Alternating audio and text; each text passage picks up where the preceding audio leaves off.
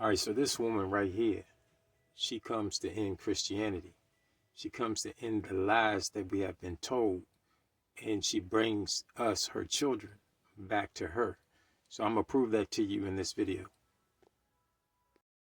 All right, now this is Ecclesiasticus 24. When that woman is speaking, listen to what she says. Listen to what the Holy Spirit says here, because it is originally identified as being a female. Okay, and listen to what she says. She says, so the creator of all things gave me a commandment, and he that made me caused my tabernacle to rest, and said, let thy dwelling place be in Jacob, and thy inheritance in Israel. He created me from the beginning before the world, and I shall never fail. In the holy tabernacle I serve before him, and so was I established in Zion. Likewise, in the beloved city he gave me rest, and in Jerusalem was my power. Now she says a very few things that y'all need to understand. She says, for one, that the Most High established her in Zion, in the church of King David. She comes out from the church of King David, which is Zion. The second thing is that her dwelling place is in King David, and her inheritance is to the outreaches of the children of Israel. So this is not something that Christianity or Christians can receive or claim. To claim this is blasphemy against her, who is the Holy Spirit. All right, so now let's jump down to verse 18 in Ecclesiasticus chapter 24, where the Holy Spirit says, I am the mother of fair love and fear and knowledge and holy hope. I therefore, being eternal, am given to all my children which are named of him. The only people that are named of the Father are the children of Israel. We are the only ones that are called by his name. She goes on to say, come unto me, all ye that be desirous of me, and fill yourselves with my fruits, right? And so that is very important. We are the only ones in the history of the scriptures that are called by the name of the Most High, and the Holy Spirit is given only to us. All right, so now let's go to Ephesians chapter 1, verse 13, where it tells us that we are sealed by the Holy Spirit of promise, right? And it says, in whom ye also trusted after ye heard the word of truth, the gospel of your salvation, in whom also after that ye believed, ye were sealed with the Holy Spirit of promise. Now, if we go to Revelations chapter 7, we see exactly what we read in the Ecclesiasticus chapter 24, that only the children of Israel can receive the Holy Spirit. So this Christian doctrine, or this thing that Christians have done by presenting themselves to receive the Holy Spirit, is blasphemy. And that's why they can't be forgiven in this world, nor shall they be forgiven in the world to come. Listen to what Revelation 7 says, that spirit of promise, which comes from the Holy Spirit, seals us. And who does she seal? Well, verse 4 says, and I heard the number of them which were sealed, and there were sealed 144,000 of all the tribes of the children of Israel. So that's who the Holy Spirit seals. She doesn't seal anybody else. Now, Revelation chapter 14, we learn that, in fact, it is the 144,000 of all the 12 tribes of Israel that are actually standing upon Mount Zion with Mashiach. Again, we learn here in Ecclesiasticus chapter 24, verse 18, when the Holy Spirit says, I am the mother of fair love and fear and knowledge and holy hope. I therefore, being eternal, am given to all my children which are named of him. The only people in the Bible that are written to be named the people of God are the children of Israel.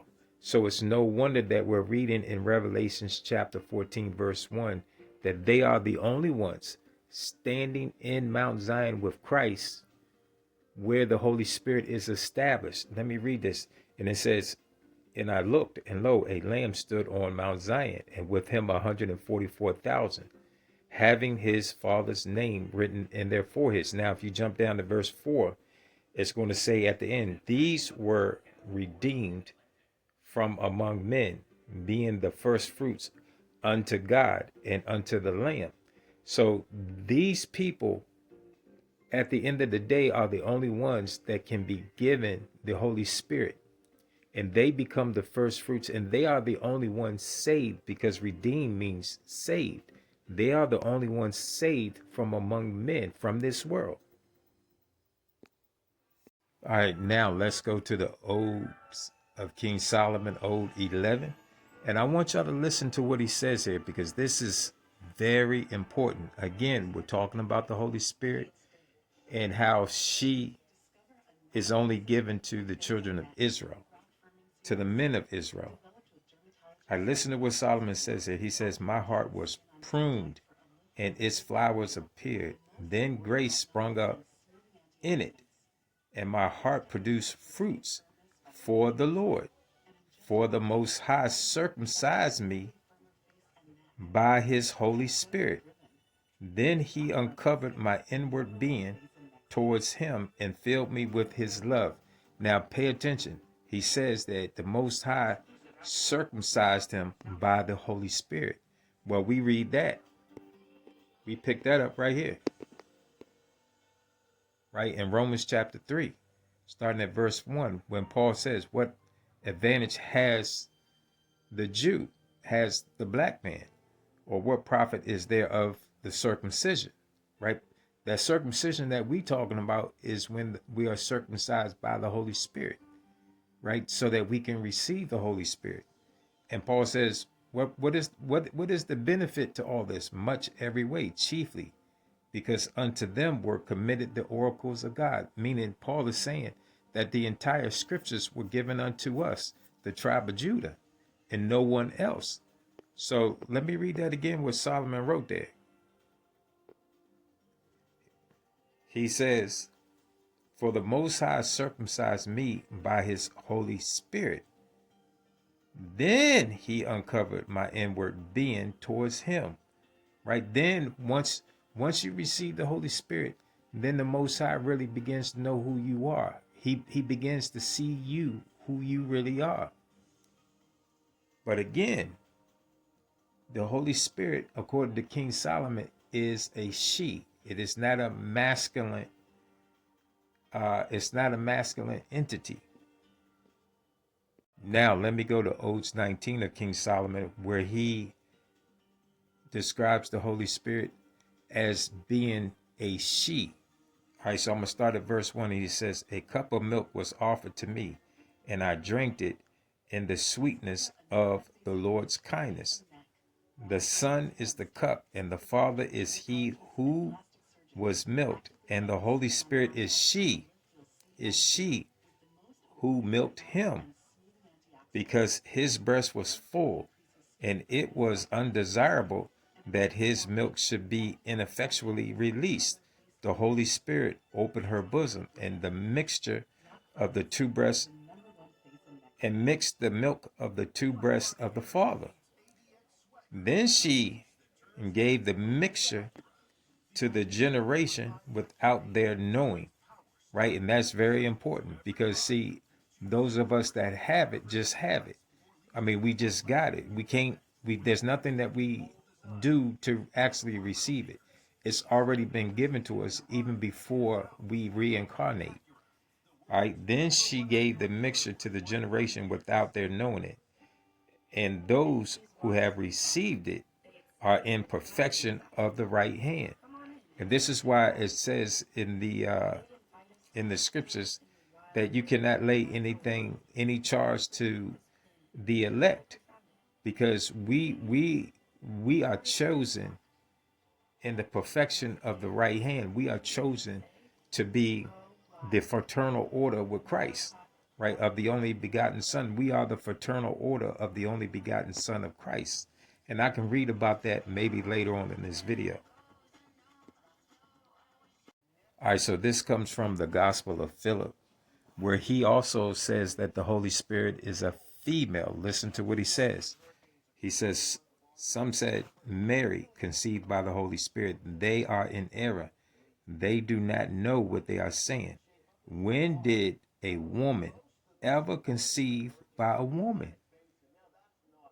Now, that's one thing. So he is also saying that the Holy Spirit is a she. And then he says something else at the bottom, but we'll come back to that in another video. All right, so this is Psalm 78, verse 5, which piggybacks on what King Solomon said, that the Holy Spirit was given to King David, to Jacob, and to Israel. So Psalm 78, verse 5 says, for he established a testimony in Jacob and appointed a law in Israel, which he commanded our fathers, that they should make them known to their children.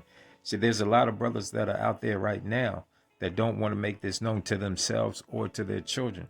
They're in violation of receiving the Holy Spirit when they act like that. So they can't return to our mother because of this behavior that they have. So again, for he established the testimony in Jacob and King David and appointed a law in Israel. Okay, so this is Ode 33, where the Holy Spirit is calling out to us to leave Christianity. Listen. And Solomon writes, he says, but again, grace was swift and dismissed the corrupter and descended upon him to renounce him. And he caused utter destruction before him and corrupted all his works. And he stood on the peak of a summit and cried aloud from one end of the earth to the other. Then he drew to him all those who obeyed him, for he did not appear as the evil one. However, the perfect version, which is the Holy Spirit, stood, who was preaching and summoning and saying, O you sons of men, return, and you their daughters come, and leave the ways of the corrupter, and approach me, and I will enter into you, and bring you forth from destruction, and make you wise in the ways of truth. Be not corrupted nor perish. Obey me and be saved, for I am proclaiming unto you the grace of God, and through me you will be saved and become blessed. I am your judge, and through me you will be saved and become blessed. I am your judge, and they who put me on shall not be falsely accused, but they shall possess incorruption in the new world. My elect ones have walked with me, and my ways I will make known to them who seek me, and I will promise them my name. So the Spirit is telling us, the Holy Spirit is telling us to come away from these lies that we were told by Christianity and these other faiths. All right, so I'm going to close with chapter 4, verse 53 of the Book of Moroni, also known as the Book of Mormons, where it tells you that only in the Church of King David can you receive the Holy Spirit. And it says, except in Zion, where my only begotten will have coated his elect of power from on high to overcome the forces of the enemy and to rescue those who are loyal to me. So it's only going to be in Zion. Unless you're in the Church of King David, you're not going to receive the Holy Spirit.